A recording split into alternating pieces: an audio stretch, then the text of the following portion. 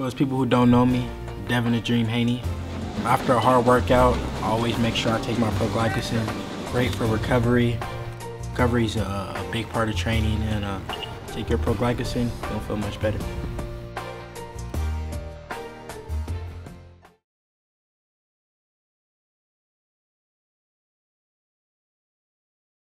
You signed Tyson Fury. A lot of people are seeing that as, man, well, you signed with him and now this Wilder fight can't happen. I've read from things that you guys are trying to build up Fury. You feel that you can make him the biggest star right now in boxing. Tell me a little bit about the plan, and is the Wilder rematch, is that out of the question because of what happened? Well, certainly it's not out of the question. That's the fight that should be made probably early next year. We said this. We'll do our part building Tyson Fury up so that not just the boxing people, but all the public knows how entertaining he is and all of that, like a George Foreman. We'll do that on our part. You have to take Wilder and also reintroduce him to the American public. And I was very delighted to see that during the Final Four, between the games, they put Wilder on CBS, which is the parent company of Showtime. That was a good first step. A lot of people saw him. That's what we want. The more we build that fight, the more the fighters will make, the promoters will make. I really think when that fight happens next year, we could do between 2 and 3 million homes. That's a big fight. But it's risky, though, isn't it, to wait a little bit because the heavyweight division is so volatile. Any of these guys, one punch, and we've seen it happen before, time and time again. When they fought last time, we did 350,000 homes. That's a pittance to what it should be. By the time it happens, we'll do 2 to 3 million homes.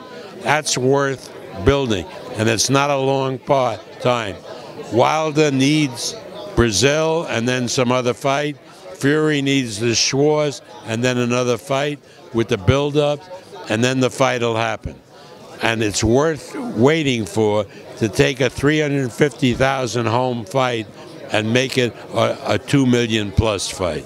How does Joshua factor in all this? Joshua doesn't factor in while he is tied to DAZN and Eddie Hearn, because to maximize the dollars, he has to fight in the United States.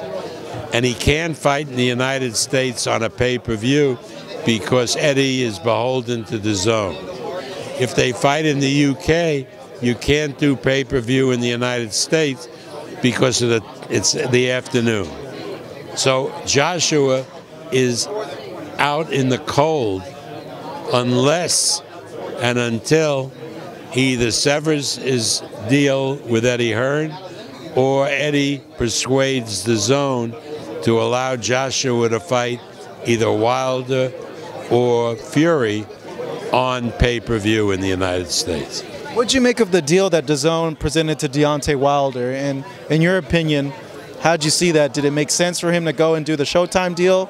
Or was he, I don't want to say not in the right, but should he have taken the deal with DAZN? Of course not, because then he wouldn't have access to the tremendous bucks that pay-per-view can turn out for the fight.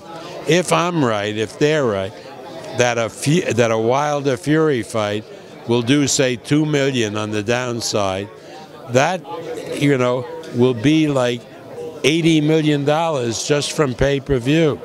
Well, then when you take what the fighters get, plus the gate and so forth, and then you do a rematch, Wilder will do a hell of a lot better than what Eddie was offering.